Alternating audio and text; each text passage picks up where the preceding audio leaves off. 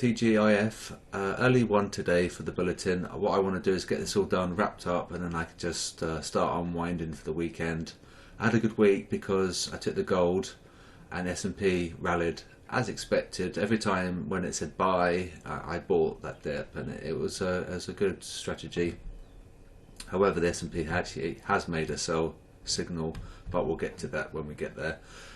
Big picture, we're risk on still, so we're at -8 SSI, so for every one person buying the S&P, there's 8 people trying to short, and they're probably at a loss. They could be getting to their break even, but you know, it's still biased upside.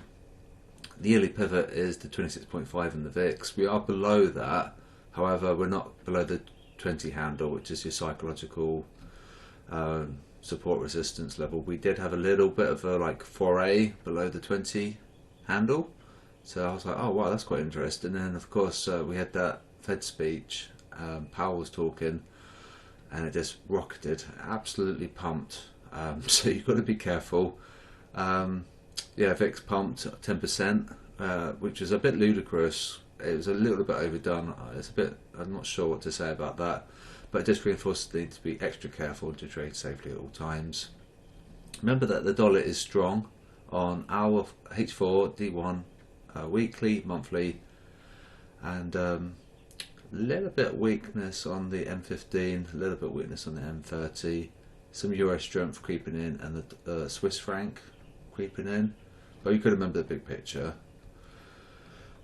We should see CAD weakness and Kiwi strength, so theoretically Kiwi CAD buy. However, whether casino theory applies to minor effects on the Friday, so this is the test. So this should go up. If not, then we know that Friday is casino time for minor FX. We know it's the casino theory applies to major on Fridays, but whether or not it applies to minor, that's the test. So casino theory is when price action favours the crowd, so they get rewarded, so they come back on Monday. You see that Monday, Tuesday, Wednesday they get punished. Thursday, Friday they go easy on them, and so on Monday they come back optimistic, ready to pump more money into the fruit machine, and of course they start losing. So that's the casino theory. So theoretically Kiwi CAD buy, however whether or not this theory applies to minor FX. So we're going to keep an eye on Kiwi CAD and see how we go with that. Oil is the greatest sell. They finally conceded and went along.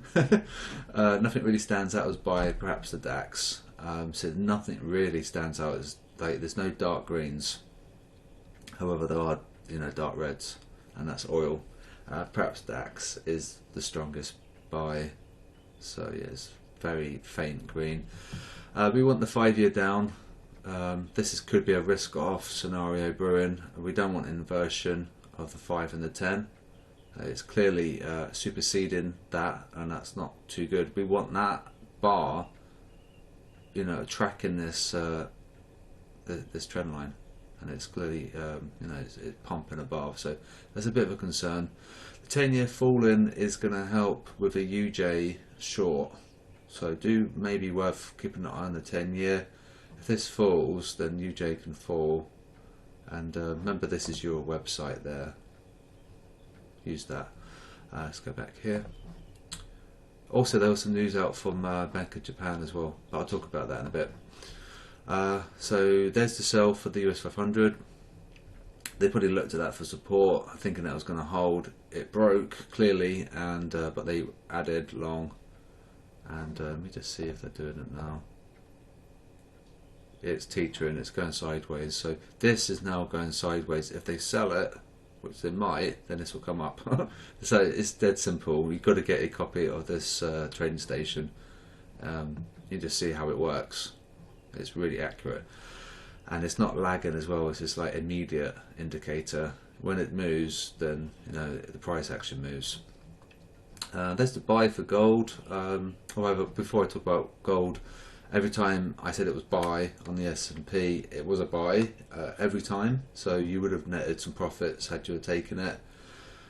So you would have got some nice gains. So you should have done alright this week. Gold was a good one yesterday. It fell $10. There's that move, and yeah, so that was a good signal. It was a sell, and it did fall, so that was cool. CAD Yen is correlating extremely well with US 500 with a 94% probability. So if CJ goes up or down, then we know that the US 500 is going to track. Or so I said that CJ is going to track the US 500, either or.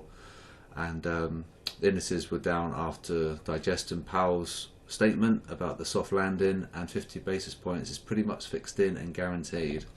So whether or not that's going to be it, or whether or not they're going to have a 75 hike, we'll have to wait and see. But that's like locked in now, and you can see the S&P falling. It broke the Omnitrend as well, so that blue line. So it's worth getting a trend indicator as well. So yeah, some comments from the Prime Minister and his administration about a relief package. So it's going to help Japan. So it's possibly going to help the yen a little bit. It must be vigilant to impact the yen's declines. It could have an impact on the households and importers. So that's a key takeaway. So be careful you're trading yen, alright? Just a bit of macro. There's a yen bubble there. It's not in the strong sell section, it's in the mix section there. But you can get access to this if you just look at your spreadsheet. Largest mover was dollar CAD towards buy. Largest stop loss cluster is Euro USD. Location is 109.50. The size is 4.56. Expect this to be raided after the Macron win, where it might take that liquidity and potentially reverse. After all, they're only really interested in punishing the easy money, aren't they? So it could be a liquidity probe. Take those stops, take their lunch money, score bullies, walk away laughing, and down we can come potentially. So keep an eye on 109.50. Yesterday's signals, had we of not closed at 10 PM, we would have got 110 pips using the 6 AM closing price. Just so happened I woke up at 6 today, so it would have netted us 110 had we not closed at 10 PM. If we closed at 10 PM, we would have got 33 pips. So there's a bit of a difference there, but however, I think we should still stick to the logic where we get a false message, we should close, but it's completely up to you. The reason we had a false message at the close was simply because we had the spreadsheet reset, not because the sentiment shifted against us. It's just because the spreadsheet was reset. So when it does get reset at 10, you can hold on to your winners. It would make sense. It's up to you. It looks like it was a good move if you did hold on to your winners. So we'll have to examine this next week. However, whatever the outcome, it was still a positive result. And so I'm happy. It was a win for the Quasidb system. The daily intraday logic seems to be working incredibly well. We're using the bubble logic and we're using the currency pair logic, so they have to agree, and it seems to be working very, very well. We haven't got any fundamental checks in, but we can implement them if necessary. But so far so good. It was a good result. So you know, even 33 pips is fine, but 110 is pretty great. Yeah, so have an amazing weekend, and I'll be back Monday. We've got the French elections. Be careful today because of your fairly busy calendar out as well. We've got a long way away before the PMI data, but this could be moving the market quite a bit.